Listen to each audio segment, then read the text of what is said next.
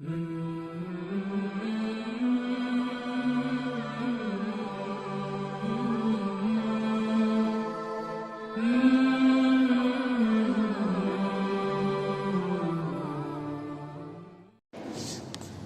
اللہ الرحمن الرحیم والصلاة والسلام علی سید المرسلین اما بعد اعوذ باللہ من الشیطان الرجیم بسم اللہ الرحمن الرحیم وَلَقَدْ يَسَّرْنَا الْقُرْآنَ لِلذِّكْرِ فَهَلْ مِن مُدَّكِرٍ صدق اللہ العظیم۔ محترم بزرگوں عزیزوں، پچھلے ہفتے کچھ بات ہم نے کی تھی، مختصر طور پر خلاصہ اس کا پیش کر دوں۔ اللہ تعالیٰ نے قرآن کریم میں فرمایا ہے کہ ہم نے قرآن کو ذکر کے لیے آسان کر دیا ہے۔ ذکر کے دو معنی مراد لیے گئے ہیں، اور ایک تو قرآن کو زبانی یاد کرنا، اور دوسرے قرآن سے نصیحت حاصل کرنا۔ تو قرآن کو زبانی یاد کرنے کی مثالیں ہمارے سامنے بے شمار ہیں، اور قرآن سے نصیحت حاصل کرنا یہ قرآن کا اصل مقصد ہے۔ یعنی قرآن کو زبانی یاد کرنا یہ بھی مقصد ہے، کیونکہ قرآن کی حفاظت کا یہی ذریعہ ہے، اور اصل مقصد ہے قرآن کریم پر عمل کرنا۔ قرآن میں اللہ نے ہمیں کیا حکم دیا ہے، اللہ تعالیٰ ہم سے کیا چاہتا ہے، یہ مقصد ہے اصل۔ تو یہ دو چیزیں ہم نے بیان کی تھیں۔ اب دوسری چیز یہ بھی تھی کہ قرآن کریم کو کون سمجھے۔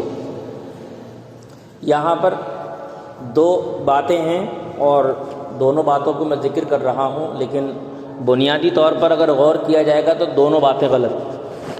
ایک بات تو یہ ہے کہ قرآن کریم کے بارے میں ہر ایک یہ خیال کرتا ہے کہ اسے ہم نہیں سمجھ سکتے، اور یہ کہا بھی جاتا ہے کہ قرآن کو کوئی نہیں سمجھ سکتا۔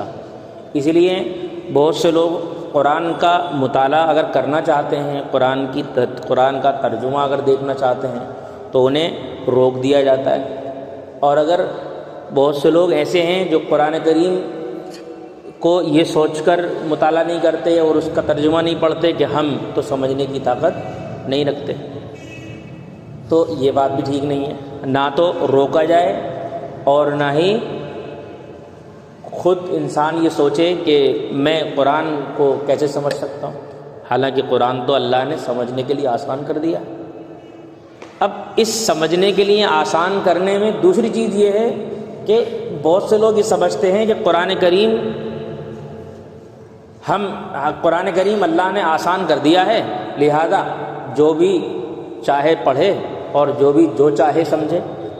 اب وہ قرآن کریم کو سامنے رکھ کر قرآن کریم کی ایک آیت سے ایک مطلب اس کی سمجھ میں آ رہا ہے، اب وہ مطلب چاہیں رسول اللہ صلی اللہ علیہ وسلم کی تعلیمات کے مطابق ہو یا نہ ہو، اس سے اسے کوئی مطلب نہیں۔ صحابہ رضی اللہ عنہم اجمعین نے وہ مطلب جانا ہو یا نہ جانا ہو، اس سے بھی کوئی مطلب نہیں، بس کیا ہے کہ یہ میری سمجھ میں آ رہا ہے۔ اور پھر وہ اپنی سمجھ کی بنیاد پر بہت سے کام ایسے کرنے لگتا ہے جو قرآن کریم کی روح کے اور قرآن کریم کی شان کے خلاف ہے۔ تو یہ بات مجھے اب عرض کرنی ہے۔ تو یہ دونوں باتیں غلط ہیں، یعنی کوئی آدمی یہ سوچے کہ میں قرآن کریم کا مطالعہ نہیں کر سکتا اور اس کو روکا جائے کہ نہیں جی تم نہیں کر سکتے، یہ کام تو علماء کا ہے، تو یہ بھی مناسب نہیں ہے۔ دوسری چیز یہ ہے کہ اگر کوئی قرآن کریم کا مطالعہ کرتا ہے تو وہ یہ سوچنے لگے جو میری سمجھ میں آ رہا ہے بس وہی میں اس کو ہی دین بنا کر پیش کر دوں، یہ بھی غلط ہے۔ ایک درمیانی راہ قائم کی گئی ہے، وہ یہ ہے کہ قرآن کریم آپ نے کھولا، قرآن کا ترجمہ آپ نے پڑھنا شروع کیا، اگر اس کے ذیل میں تفسیر یا مطلب لکھا ہوا ہے تو بہت اچھی بات، اگر نہیں لکھا ہوا ہے تو ایک موٹی بات ہے، قیامت کی ہولناکیوں کا تذکرہ کیا گیا، قیامت کی ہولناکیوں کا تذکرہ کیا گیا، آخرت کے جنت کے یا جہنم کے احوال بیان کیے گئے۔ اس سے آپ کی ایک بات سمجھ میں آ گئی کہ بھئی جو شخص نیک کام کرے گا اس کو جنت ملے گی، اور جو شخص برے کام کرے گا اس کو جہنم ملے گی، یہ بات آپ کی سمجھ میں آ گئی۔ لیکن اگر اس کے علاوہ کوئی بات ہمارے ذہن میں یا تو شک پیدا کرتی ہے یا تو شک پیدا کرتی ہے، یا ایسا ہوتا ہے کہ اس کی بنیاد پر ہمارے ذہن میں کوئی خیال آ رہا ہے کہ یار یہ میری سمجھ میں اس آیت کی روشنی میں یہ بات آ رہی ہے، تو اب کیا کرنا ہے؟ یہ دونوں کام ہو سکتے ہیں نہیں؟ آپ قرآن پڑھ رہے ہیں، جیسے صحابہ رضی اللہ عنہ اجمعین تھے، ہم نے پچھلے ہفتے ایک بات اور بتائی تھی کہ قرآن کریم کو سمجھنے کے لیے تین چیزیں ضروری ہیں۔ ایک چیز، جس زبان میں قرآن اترا ہے اس زبان کا جاننا، لیکن صرف زبان بھی کافی نہیں ہے، صرف زبان بھی کافی نہیں ہے، بلکہ ضروری ہے قرآن کریم کن حالات میں اور اترا ہے، کس موقع پر اترا ہے، اس کا پس منظر کیا ہے، جس کو قرآن کی اصطلاح میں شان نزول کہتے ہیں، کہ کون سی آیت کس موقع پر اتری۔ تو اس موقع کو اگر نہ سمجھا جائے تو وہ بات سمجھ میں نہیں آتی، اگر اس موقع کو نہ سمجھا جائے تو وہ بات سمجھ میں نہیں آتی۔ اس لیے اگر کوئی قرآن کی آیت ہے، اس آیت کو ہم اس موقع کے تعلق سے جب جانیں گے تو آیت کا مطلب اپنے آپ سمجھ میں آ جائے گا۔ بات سمجھ میں آ رہی نہیں میری؟ میں بہت آسان کر کے بولنے کی کوشش کر رہا ہوں۔ اسی میں دوسری چیز یہ ہے، ایک چیز تو ہوئی عربی زبان کا جاننا، دوسری چیز ہے اس میں اللہ نے قرآن کریم سے کیا مطلب مراد لیا ہے، اور اللہ کے کیا مطلب مراد لیا ہے اس کو بتانے والے کون ہیں؟ رسول اللہ صلی اللہ علیہ وسلم۔ اللہ کی منشا کیا ہے، اس حکم کو نازل کر کے، اس آیت کو نازل کر کے اللہ کی چاہت کیا ہے، اس کو بیان کرنے والے کون ہیں؟ رسول اللہ صلی اللہ علیہ وسلم۔ تو اب یہ چیز ہمیں کہاں ملے گی؟ اللہ کی منشا کیا ہے، اللہ کیا چاہتا ہے اس آیت کو نازل کر کے، یہ ہمیں رسول اللہ بتائیں گے۔ تیسری چیز میں نے جو دوسرے نمبر پر بتا دی، تیسری چیز یہ ہے کہ شان نزول اور کس موقع پر یہ آیت اتری ہے یہ پتہ ہونا ضروری ہے۔ اگر ان تین چیزوں کو آپ عربی زبان نہیں جانتے تو اگر اپنے طور پر ترجمہ پڑھنے کی کوشش کریں گے تو چوک ہو جائے گی۔ عربی زبان جانتے ہیں لیکن حضور اکرم صلی اللہ علیہ وسلم کی تعلیمات کی روشنی میں آیت اللہ کیا چاہتا ہے اس آیت سے یہ معلوم نہیں ہے، تب بھی چوک ہو جائے گی اگر اپنے طور پر سمجھنے کی کوشش کرتے ہیں۔ ایسی آیت کے مطلب کو اگر ہم شان نزول کس موقع پر آیت نازل ہوئی اس موقع سے نہیں ملائیں گے تب بھی ہم چوک کر جائیں گے۔ اس لیے تینوں چیزیں ضروری ہیں، تینوں چیزوں کو ساتھ لے کر چلنا ضروری ہے۔ صرف عربی زبان کے جاننے سے کام نہیں چلے گا۔ رسول اللہ صلی اللہ علیہ وسلم خود زبان جانتے تھے، صحابہ خود عربی زبان جانتے تھے۔ قرآن کریم عربی زبان میں اترا اور عربی زبان میں اتر کر عربوں کو چیلنج کیا کہ ہم نے اس کو عربی میں اتارا ہے اور بڑی واضح زبان ہے عربی جس میں ہم نے اس کو اتارا ہے، لہذا ایسی خوبصورت یا اس طرح کی زبان میں تم ایک آیت بھی لے آؤ۔ کیوں؟ اس لیے کہ اس زمانے کے لوگ عربی کے ماہر ہوا کرتے تھے، صحابہ بھی عربی کے ماہر ہوتے تھے، لیکن جب قرآن کریم اترا صحابہ بھی حضور اکرم صلی اللہ علیہ وسلم کی تشریح کے بغیر آیت کے مطلب کو صحیح نہ سمجھ سکے۔ ایک آیت ہے قرآن کی، اللہ تعالیٰ نے فرمایا کہ اپنے ایمان کے ساتھ ظلم کو خلط ملط نہ کرو، اپنے ایمان کے ساتھ ظلم کو خلط ملط نہ کرو، یعنی اپنے ایمان کے ساتھ ظلم کو مت ملاؤ۔ اب صحابہ رضی اللہ عنہ اجمعین عربی جاننے والے تھے، اب انہوں نے اس کا عام مطلب سمجھا۔ ظلم کسے کہتے ہیں؟ مارنا، کوٹنا، پیٹنا۔ انہوں نے اس کا عام مطلب یہ سمجھا۔ اب صحابہ رضی اللہ عنہ اجمعین پریشان ہو گئے اور آئے اللہ کے نبی کی خدمت میں کہ یا رسول اللہ، ہم میں سے کون ہے جو تھوڑے موڑے ظلم سے بچا ہوا ہو؟ ہم میں سے ہر ایک نے ظلم کیا ہے، لہذا اگر ہم ظلم سے یعنی ایمان ظلم کے بغیر قبول نہیں ہے، ظلم کے ساتھ قبول نہیں ہے، ایمان ظلم کے ساتھ قبول نہیں ہے، اگر ہم اس ظلم کے ساتھ اپنے ایمان کو اللہ کے یہاں لے کر جائیں گے تو اس کا مطلب ہم مومن قرار نہیں دیے جائیں گے۔ صحابہ گھبرا گئے، حضور کی خدمت میں آ کر یہ بات عرض کی۔ حضور اکرم صلی اللہ علیہ وسلم نے فرمایا یہ مطلب نہیں ہے جو تم سمجھ رہے ہو کہ ظلم سے مراد یہاں مارنا، کوٹنا، پیٹنے والا ظلم نہیں ہے، بلکہ اس سے بھی بڑی ایک چیز ہے جس کو قرآن نے کہا ان الشرک لظلم عظیم، شرک سب سے بڑا ظلم ہے۔ تو یہاں مراد یہ ہے کہ ایمان کے ساتھ شرک مت ملاؤ، اگر ایمان کے ساتھ شرک مل گیا تو معاملہ ختم ہو گیا۔ قرآن کی ایک آیت ہے کہ جب تم حج عمرے کا تذکرہ چل رہا ہے، حج عمرے کے درمیان میں ایک عمل ہے سعی کا، صفا مروہ سے سعی کا عمل ہے۔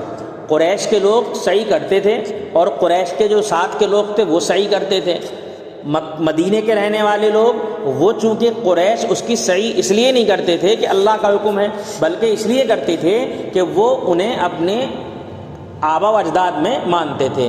جنہوں نے صفا مروہ کے درمیان دوڑ لگائی تھی انہیں وہ اپنے اوپر کے لوگوں میں مانتے تھے، تو ان کی اطاعت میں وہ صحیح کرتے تھے، اللہ کے حکم کی وجہ سے صحیح نہیں کرتے تھے. پھر یہ انصار مدینہ یعنی مدینے کے لوگ جب حج کرنے جاتے تھے وہاں، تو یہ لوگ بھی صحیح کرتے تھے. اچھا وہ کیوں صحیح کرتے تھے؟ وہ صحیح کرتے تھے اپنے آبا و اجداد کی روایت کی نقل کرتے ہوئے، اور یہ لوگ صحیح کرتے تھے کسی بت کی احترام میں، کسی بت کے احترام میں یہ صحیح کرتے تھے. جب صحیح تو جانتے ہیں نہیں، دو پہاڑیاں ہیں صفا اور مروہ، صفا سے مروہ کی طرف دوڑا جاتا ہے اور مروہ سے صفا کی طرف دوڑا جاتا ہے، اس طرح 7 چکر لگتے ہیں. تو صحیح کے اردو میں معنی دوڑنے کے آتے ہیں، اس کو عربی میں صحیح کہتے ہیں. اب یہ صحیح جو ہے عمرے کا جز ہے. اگر کسی نے صحیح نہیں کی تو عمرہ مکمل نہیں ہوا. اگر مان لیجیے عمرہ مکمل کرے کے بغیر گھر آ گیا تو اس کا خمیازہ دینا پڑے گا. حج کرنے گیا ہے صحیح نہیں کی تو حج مکمل نہیں ہوگا، اس کا بھی اس کو جرمانہ دینا پڑے گا. اب انصار صحابہ کے سامنے یہ ایک مسئلہ تھا کہ یا رسول اللہ ہم آپ کی آمد سے پہلے بھی صحیح کرتے تھے، اب ہماری جو وہاں صحیح تھی وہ کسی بت کے احترام میں تھی، اب ہم کیا کریں؟ قرآن کریم میں آیا فلا جناح علیہم ان یطوف بہما، کہ کوئی حرج نہیں ہے اگر تم ان دو کے درمیان میں طواف کر لو، یعنی دوڑ لو. ان دو کے درمیان میں چکر لگانا بھی طواف ہے اور اس کے درمیان چکر لگانا بھی طواف. اللہ تعالیٰ نے لفظ استعمال کیا. تو شان نزول اس آیت کا یہ ہے کہ انصار مدینہ نے حضور سے سوال کیا کہ ہم مدینہ منورہ سے جاتے تھے لیکن ہم جو صحیح کرتے تھے وہ بت کے احترام میں کرتے تھے، اب آپ صحیح کا حکم دے رہے ہیں تو ہمارا دل اسے نہیں لیتا، کیونکہ آپ نے بت کی حرمت کا ہمیں حکم دیا ہے، بت کے احترام کی ہمیں اجازت نہیں ہے، لہذا اب ہم کیا کریں؟ تو اللہ تعالیٰ نے آیت اتاری کہ کوئی حرج نہیں ہے اگر تم صحیح کر لو. یہ آیت اتاری، اس کا شان نزول یہ تھا. لیکن اس آیت کا مطلب کیا ہے؟ اس آیت کا مطلب جو ظاہر سے سمجھ میں آتا ہے وہ یہ ہے کہ اگر حج یا عمرہ کرنے والا سعی نہ کرے تو کوئی حرج نہیں. اگر حج یا عمرہ کرنے والا سعی نہ کرے تو کوئی حرج نہیں. فلا جناح علیہ ان یطوف بہما. جیسے ہم کسی سے کہیں آپ اسکول تک گئے ہیں، تھوڑا آگے اور چلے جاتے تو کوئی حرج نہیں تھا. مطلب کیا ہے؟ یعنی اسکول تک جا کے بھی بہتر ہے لیکن تھوڑا اور آگے چلے جاتے تو اور بہتر ہوتا. یہ مطلب آیت کے ظاہر سے نکل رہا ہے، حالانکہ مطلب حقیقت میں یہ نہیں ہے. اگر ہم یہ مطلب مراد لیں آیت کے ظاہر کی وجہ سے شان نزول کو جانے بغیر تو آیت کا مفہوم بگڑ جائے گا. اس لیے آیت کے صحیح مفہوم کو جاننے کے لیے ضروری ہے شان نزول کا جاننا. لہذا جب ہم پیچھے دیکھتے ہیں کہ یہ آیت کس موقع پر نازل ہوئی تو ہمیں پتہ چلتا ہے صحابہ رضی اللہ عنہ اجمعین جو مدینے کے تھے وہ ان دونوں کے درمیان صحیح سے ہچکچا رہے تھے. کیوں ہچکچا رہے تھے؟ اس لیے ہچکچا رہے تھے کہ کہیں اب بھی بتوں کی احترام میں صحیح نہ ہو جائے. تو اللہ تعالیٰ نے بتایا کہ نہیں، اب تمہارا جو بتوں کے احترام میں صحیح کرنا نہیں ہوگا بلکہ یہ تو اللہ کے حکم کی وجہ سے ہے، لہذا اب اگر تم صحیح کر لو گے تو تم بتوں کے احترام کرنے والے مانے نہیں جاؤ گے اور تمہیں اس پر گناہ کے تعلق سے بھی کوئی حرج سامنا نہیں کرنا پڑے گا. آئی بات سمجھ میں؟ تو یہ 2 مثالیں میں نے آپ کے سامنے پیش کی.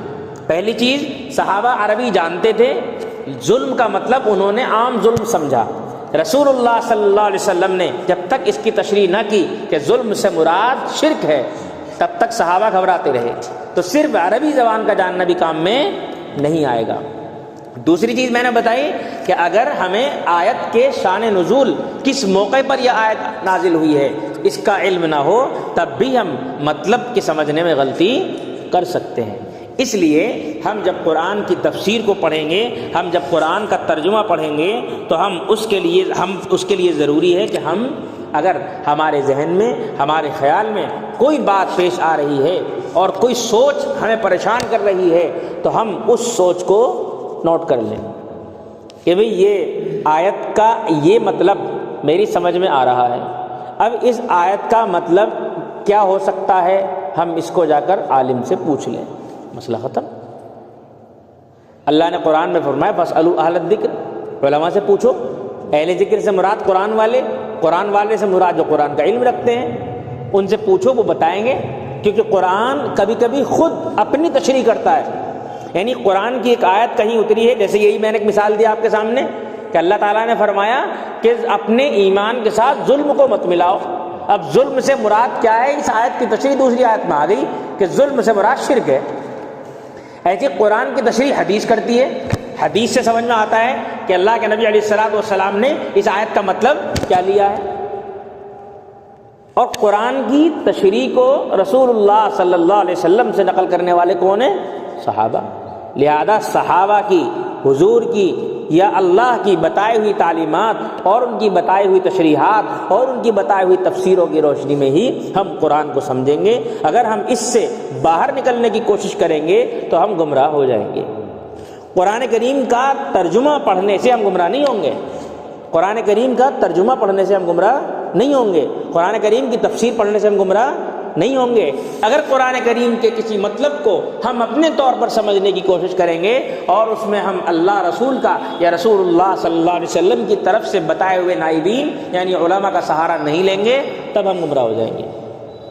علماء بھی پابند ہوتے ہیں، یعنی میں اگر آپ کے سامنے کسی آیت کی تشریح پیش کروں گا تو میں بھی پابند ہوں، اپنی طرف سے پیش نہیں کروں گا، اپنی طرف سے پیش نہیں کروں گا۔ لیکن آپ کے پاس چونکہ ہر کتاب نہیں ہوتی اور نہ ہی آپ ہر کتاب کو سمجھنے کی صلاحیت رکھتے، ہم نے 15 سال رہ کر یہی کام کیا ہے، کتابوں کو سمجھنے کی صلاحیت اپنے اندر پیدا کرنے کی کوشش کی ہے۔ تو کہتے ہیں نہیں علماء 8 سال میں عالم نہیں بنتے، عام ملفوظ ہے کہ ہم علماء کو ہم عالم نہیں بناتے بلکہ ہم ان کو پڑھنے کا طریقہ سکھاتے ہیں۔ عالم تو اب بنیں گے، جا کر جب یہ قوم میں محنت کریں گے اور جا کے مطالعہ کریں گے اب عالم بنیں گے۔ اور حقیقت بات ہے ہم نے پڑھائی کے زمانے میں جو کتابیں پڑھی ہوتی ہیں ان کی وہ کتابیں ایسا لگتا ہے کتنی مشکل ہیں، لیکن جب ان کتابوں کا پڑھانا شروع کرتے ہیں تو ایسا لگتا ہے کتنی آسان تھی، ہم نے اتنی محنت سے کیوں نہیں پڑھی، پہلے محنت سے پڑھ لی ہوتی تو آج کتنی اچھی ہوتی۔ تو یہ علماء کے پاس تمام کتابیں ہوتی ہیں، اس لیے وہ آیت کے مفہوم کو کتابوں کی روشنی میں ایک عام آسان مفہوم آپ کے سامنے پیش کر دیں گے۔ اب جیسے میں نے حیات الصحابہ پڑھی مرکز میں، ایک حدیث آئی کہ لوگوں اگر تم گناہ نہ کرو گے تو اللہ ایسی قوم لائے گا جو گناہ کرے گی۔ اب ایک صاحب نے سوال کر لیا فوراً کہ بھئی یہ بتائیے کیا اللہ کا گناہ پسند ہے؟ اللہ چاہتا ہے کہ گناہ کیے جائیں؟ میں نے کہا یہ نہیں ہے مطلب اس کا۔ بولے پھر کیا مطلب ہے؟ یہی پوچھنے کے لیے ہم نے آپ کو روکا ہے کہ میں نے کہا اس کا مطلب یہ ہے کہ آپ سے اگر گناہ ہو رہے ہیں تو مایوس مت ہونا، آپ سے اگر گناہ ہو رہے ہیں تو مایوس مت ہونا، کیونکہ اللہ کو معافی مانگنا پسند ہے، اللہ کو معافی مانگنا پسند ہے۔ بندے سے گناہ ہوں گے، یہ تو اللہ نے آپ کو اطمینان دلانے کے لیے یہ بات فرمائی ہے کہ اللہ ایسی قوم لائے گا جو گناہ کرے گی، اطمینان آپ کو سکون ہو جائے، زیادہ گناہ کر کے آپ کا دماغ پریشان نہ ہو۔ اس لیے اللہ تعالیٰ نے، اللہ کے نبی علیہ الصلوۃ والسلام نے یہ بات بیان فرمائی کہ اللہ ایسی قوم لائے گا جو گناہ کرے گی پھر وہ توبہ کرے گی۔ تو یہ مقصد ہے۔ اب مثال کے طور پر اب وہ ایسی سمجھ لے آدمی، جیسے میں نے پہلے بتایا تھا کہ قرآن کریم میں اللہ تعالیٰ نے فرمایا لا تقربوا الصلاۃ، نماز سے قریب مت جاؤ، ہے اگلی پچھلی آیت ختم کر دی، وہی آیت لے لی، کیا تھا قرآن میں؟ نماز سے قریب مت جاؤ نشے کی حالت میں۔ اب اس نے کیا کیا؟ لا تقربوا الصلاۃ لے لیا کہ اللہ نے منع کرا نماز میں نماز میں۔ تو یہ ہے غلط مفہوم، ایسا بھی کرتے ہیں بہت سے لوگ، ایسا نہیں ہے۔ آپ دیکھیے دنیا میں کتنے غلط کام ہو رہے ہیں دین کا نام دے کر، دین کا نام دے کر۔ جیسے مختلف فرقے ہیں ہمارے ملک میں، ہر فرقے کا الگ الگ کام ہے۔ بہت سے فرقے والے بہت سے کام ایسے لے کر آتے ہیں جو دین میں شامل نہیں ہیں، لیکن اسے دین کا نام وہ دے رہے ہیں۔ اب جب آپ ان سے جا کر پوچھو گے کہ بھئی یہ دین ہے، کہ ہاں یہ دین ہے، کہاں لکھا ہے؟ آپ عالم تو ہو نہیں، آپ حافظ بھی نہیں ہو، وہ قرآن کی آیت کہہ کر آپ کے سامنے کوئی عربی پڑھ دے گا، پھر کیا ہوگا؟ آپ قرآن میں لکھا مولانا سنائیے۔ اللہ معاف کرے، ایک صاحب کو میں نے فاتحہ پڑھتے ہوئے سنا، موبائل پہ آئی تھی وہ، اللہ معاف کرے، اس نے جو قل اعوذ برب الناس کا ناس کیا ہے اللہ اسے بھی معاف کرے۔ اس نے قل اعوذ برب الناس، ملک الناس، یہ الناس وہ، اور پتہ نہیں کون کون سے ناس اس میں گھسا دیے اور پھر دم کر کے چلا گیا۔ ایسے یعنی جو دم کرانے والا ہے شاید وہ ہوشیار تھا، اس نے کبھی ویڈیو بنا لی، ورنہ ہوشیار نہ ہوتا تو بیچارہ ویڈیو کہاں سے بناتا؟ اس نے دھڑ دھڑ پڑھی سورہ ناس اور پڑھ کے دم کر کے نکل لیا وہ، اور بالکل قرآن خراب کر دیا۔ آخرت کی کوئی فکر نہیں۔ ایسے لوگ آپ کو بہت ملیں گے جو آپ کے سامنے رسول اللہ صلی اللہ علیہ وسلم کی حدیث کہہ کر کوئی بات پیش کریں گے اور پھر کہیں گے کہ حضور اکرم صلی اللہ علیہ وسلم نے یہ بات فرمائی۔ یہ رسول اللہ صلی اللہ علیہ وسلم 800 سے 1400 سال پہلے یہ خبر دے کے جا چکے ہیں کہ ایسے ایسے لوگ آئیں گے جو حدیثیں گڑھیں گے۔ اس لیے حضور نے فرمایا کہ جس نے مجھ پر جھوٹ باندھا، یعنی کوئی بات میں نے نہیں کی پھر بھی اس بات کی نسبت میری طرف کر دی، تو وہ اپنا ٹھکانہ جہنم میں بنائے گا۔ اللہ کے نبی علیہ السلام نے فرمایا۔ اب یہ شروع کی ابتدائی کچھ باتیں تھیں، یہ ضروری تھیں۔ ہمارے بہت سے لوگوں کے ذہنوں میں یہ ہوتا ہے کہ بھئی قرآن کا ترجمہ تو عالم ہی پڑھ سکتے ہیں، تفسیر کرنا نہیں چاہیے کسی کو بھی، لیکن تفسیر پڑھنا چاہیے۔ بھئی قرآن کا ترجمہ بھی موجود ہے اور ایسی کتابیں بھی موجود ہیں جن کی تفسیر بھی لکھی ہوئی ہے، لہذا گمراہی کا کوئی مسئلہ ہی نہیں ہے۔ جو لکھا ہوا ہے اسے پڑھ لو، اس میں بھی اگر کوئی بات سمجھ میں نہ آئے تو آپ اس کو پوچھ لو، حل ہو جائے گی۔ اب یہ ابتدائی باتیں تھی تھوڑی سی تفسیر سے متعلق جو میں نے آپ کے سامنے عرض کی۔ اب انشاءاللہ تعالیٰ اگلے ہفتے سے ہم کچھ چیزیں جو قرآن کریم کے نزول سے متعلق ہیں، جیسے وحی ہے اور وحی سے متعلق چیزیں ہیں، وحی کی کیا کیا شکلیں ہوتی تھی، کس طرح وحی حضور پر اترتی تھی، وحی جب اترتی تھی حضور پر حضور کی کیا کیفیت ہوتی تھی، پھر قرآن کریم سے متعلق قرآن کس طرح لکھا گیا، کس طرح جمع ہوا، اس پر ہم دو تین ہفتے میں انشاءاللہ اس پر بحث کر کے اس کے بعد پھر ہم تفسیر شروع کر دیں گے۔ اچھا تفسیر ہم شروع نہیں کریں گے، تفسیر کا ہمارا ارادہ یہ ہے کہ آپ حضرات تشریف لائیں اور آپ قرآن سامنے لے کر رکھیں، ہم اس میں بلکہ آپ کو ترجمہ پڑھوائیں گے، اس میں آپ کی سمجھ میں آئے گا۔ سمجھ میں آئی بات؟ اس میں ان لوگوں کو زیادہ فائدہ ہوگا جو قرآن پڑھنا جانتے ہیں، ٹھیک ہے؟ تو اس میں انشاءاللہ ہم اسے گویا تفسیر نہیں درس قرآن کہیں گے، درس قرآن۔ اس میں انشاءاللہ آپ کو بھی فائدہ ہوگا اور ہمارا مقصد حل ہوگا۔ کیا ہوگا؟